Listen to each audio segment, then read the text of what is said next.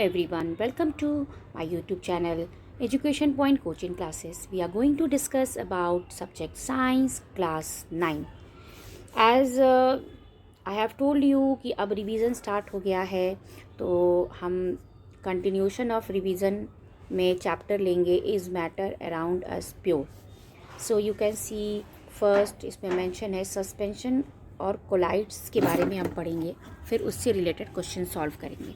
तो what is suspension? You can see suspension एक heterogeneous mixture होता है. होमोजीनियस और हेट्रोजीनियस मिक्सचर के बारे में हम प्रीवियस वर्कशीट में डिस्कस किए थे. तो ये एक हेट्रोजीनियस मिक्सचर है जिसमें कि solid particle of solute and in solvent in which the solute particles remain undissolved and suspension through out the solvent. पूरे सॉल्वेंट के अंदर जो सॉल्यूट हम मिक्स करते हैं वो मिलता ही नहीं है.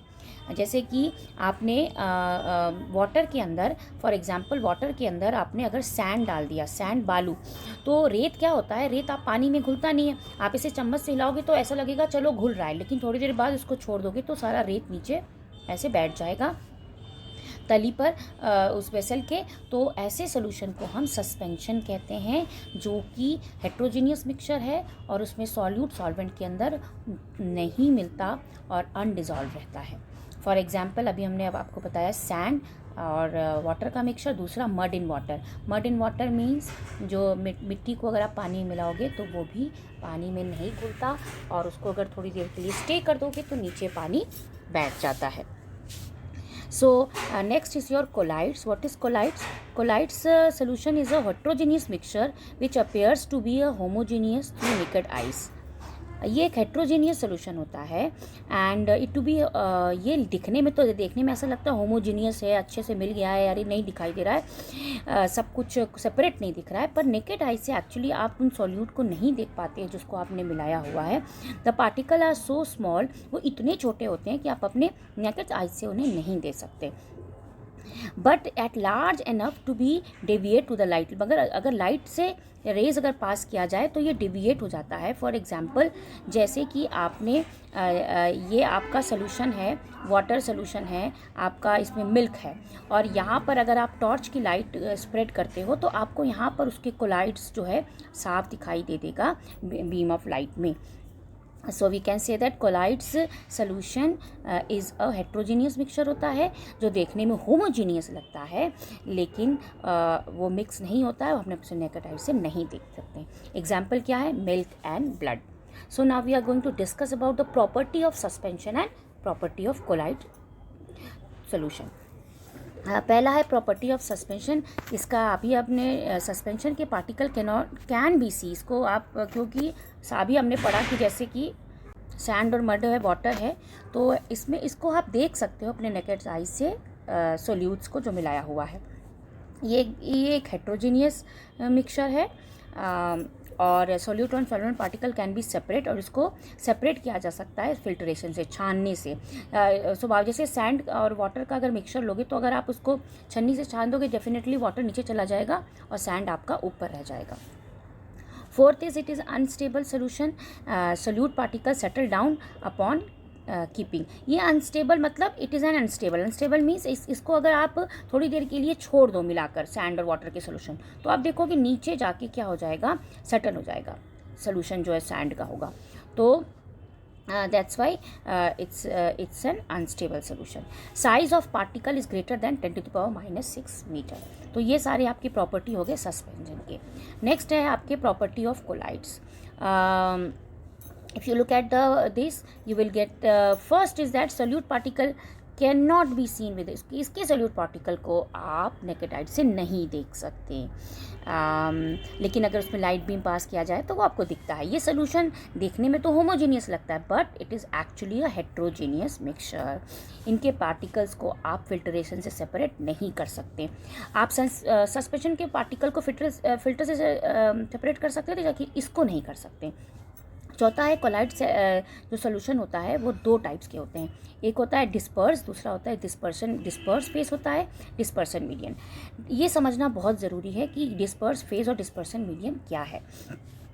In a mixture of milk and water, the particle of protein and fat present in the milk are dispersed phase, and the water is a dispersion medium.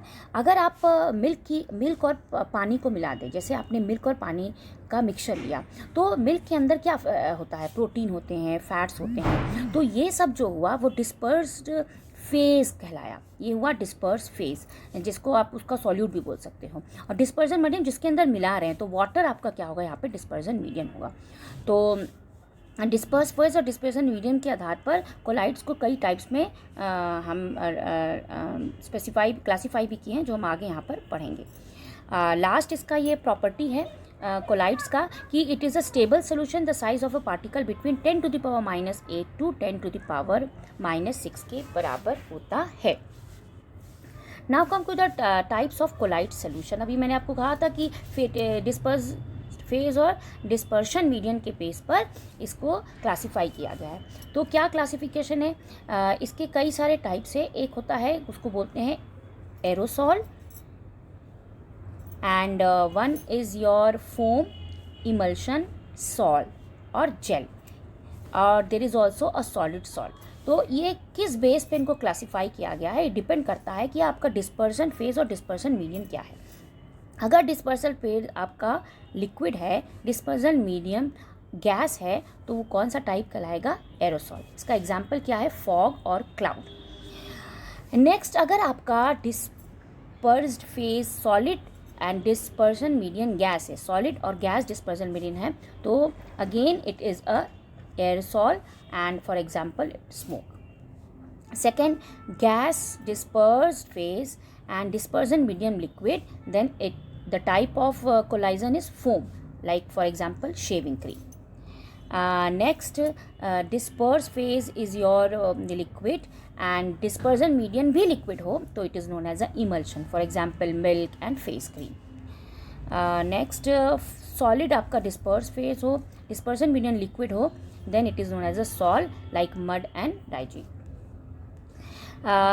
Sixth one is gas as a dispersed phase and solid as a dispersion medium, that is again known as a foam, and which we have discussed here. foam में ये दोनों, यहाँ पर disperse phase gas है, लेकिन अगर dispersion में liquid या सॉलिड में से दोनों हो सकता है तो ये फोम कहलाता है। For example foam and rubber sponge, ये गैस और सॉलिड्स के कॉम्बिनेशन से बनता है। नेक्स्ट आपका सेवेंथ है dispersed phase liquid and dispersion medium solid, then the type is gel, and for example jelly and cheese. Last one, you can see here, dispersed phase is solid and dispersion medium is also solid, then it is called solid salt, for example colorful या colored gemstone or colored glasses. So you can see here are some example of type of colloidal solution. अब इसमें किस तरह के questions आ सकते हैं exam में, आपको अच्छे से ये टेबल जो है अच्छे से आप याद रख लेना। आपको एग्जांपल्स पूछा जा सकता है कि अगर डिस्पर्सन फेज लिक्विड और गैस हो तो इसका एग्जांपल क्या होगा, या फिर एरोसॉल का एग्जांपल पूछ देंगे तो आपको एग्जांपल्स के सहित होना चाहिए, या एरोसॉल में डिस्पर्सन फेज क्या होता है, डिस्पर्सन मीडियम क्या होता है, तो डिफरेंट हम टाइप्स का नाम लेकर उनके डिस्पर्सन फेज और मीडियम को भी पूछा जा सकता है। सो ये आप ध्यान से इस टेबल को आप लर्न कर लेना। Now we will start doing the answer the following questions. कुछ क्वेश्चंस के आंसर देते हैं। Differentiate between suspension and colloids, अभी हमने ऊपर यहाँ पर पढ़ा है प्रॉपर्टी ऑफ सस्पेंशन में यहाँ पर डिफरेंशिएशन है दोनों का। So you can get your answer from here. यहाँ पूरा इसका है कि क्या है इन दोनों के प्रॉपर्टी से, they are the difference between the suspension and colloids. Fine. Next, there is a question number 2. Classify the following suspension and colloids. आपको यहाँ पे क्लासीफाई करना है किसको, यहाँ पे कुछ कोलाइड्स चीज़ें दी हुई हैं, लाइक सब्सटेंस दिया है blood, milk, lemonade, muddy water और जेली। बताना है कि इसमें से सस्पेंशन कौन सा है, कोलाइड्स कौन सा है। तो डेफिनेटली आपने पढ़ा हुआ है पहले ब्लड किसका एग्जाम्पल है, blood is a example of colloids. So ये तो आपका हो गया कोलाइड्स। फिर है milk is also the example of collides.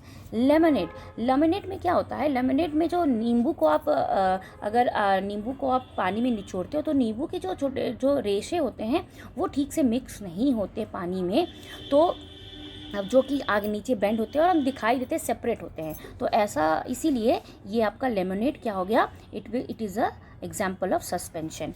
Muddy water, muddy water भी क्लियर है आपका, जब हम मिट्टी और पानी को मिक्स करते हैं, मड जो है नीचे बैठ जाता है, तो ये भी सस्पेंशन का एग्जाम्पल है। Last one is jelly, jelly is actually example of collides, जिसके अंदर जो फ्रूट्स एसेंस होते हैं वो कोलाइड्स की तरह काम करते हैं, तो ये कोलाइड सोल्यूशन हुआ। तो ये आपका क्लासिफिकेशन हो गया। इस तरह से जैसे ये 4-5 दिया हुआ है, ऐसे डिफरेंट आपको के बारे में पूछा जा सकता है कि इसमें सस्पेंशन और कोलाइड को सेपरेट कीजिए। Okay, now come to the third one, identify the disperse phase and dispersion medium in the following। अब फॉग, शेविंग क्रीम और जेमस्टोन जेली, मैंने आपसे कहा था ना कि ऐसे क्वेश्चन पूछे जाते हैं इस टेबल के थ्रू। तो आप इसी टेबल में देखिए, पूछा है फॉग का डिस्पर्जन फेज बताइए और साथ में डिस्पर्जन मीडियन बताइए। पहला है आपका फॉग, तो आपने यहाँ पे पढ़ा था फॉग का एग्जाम्पल, ये रहा फॉग, तो फॉग का डिस्पर्जन फेज लिक्विड हो गया और डिस्पर्जन मीडियम गैस हो गया, फाइन। सेकंड आपका पूछ रहा है शेविंग क्रीम, तो शेविंग क्रीम ये रहा, शेविंग क्रीम का डिस्पर्स फेज गैस हो गया, डिस्पर्जन मीडियम लिक्विड हो गया। Okay, next it is asking about gemstone, where is gemstone, this one is the gemstone. Gemstone का डिस्पर्स्ड फेज आपका सॉलिड हो गया और डिस्पर्जन मीडियम भी सॉलिड हो गया। तो आपने इस क्वेश्चन में सिर्फ ये दोनों पर्टिकुलर एग्जाम्पल्स के फेज और डिस्पर्जन मीडियम बताना था। अगर इसका टाइप भी पूछता तो आप लिख सकते थे, जैसे कि इस जेमस्टोन का टाइप होता तो सॉलिड सॉल्ट लिख सकते थे। Last question, it is mention that if a beam of a light is made to fall on a glass of a milk with the path be visible. अगर एक beam of light जो है glass of milk के अंदर डाला जाए, जैसे कि ये वाटर रखा हुआ है ग्लास में और इस ग्लास में मिल्क है और यहाँ पे अगर लाइट को पास कराया जाता है, इन केस लाइट पास होता है, तो विद द पाथ, क्या पाथ विजिबल होगा? यस। तो क्वेश्चन वाई और वाई नॉट है, तो पहला तो आंसर होगा यस, ये विजिबल होगा। क्यों? क्योंकि मिल्क जो आपका है वो एक कोलाइड सोल्यूशन है और कोलाइड सोल्यूशन में ऐसे तो दिखाई नहीं देता है। और यहाँ आपने पढ़ा है because the particle are so small they can not be seen with naked eyes but the large enough is deviated the light. जो लार्ज एनफ है डेविएट करता है लाइट को, because it deviate the light ray passing through the medium. So इसीलिए जो है हमारा last beam of light अगर ग्लास ऑफ मिल्क में डाला जाएगा तो पास विजिबल होगा, बिकॉज मिल्क कोलाइड है और उसके पाथ में वो दिखाई देगा। So this was the revision of today's worksheets. आपको कोई भी इशू हो, कोई प्रॉब्लम हो, you can write on your comment section.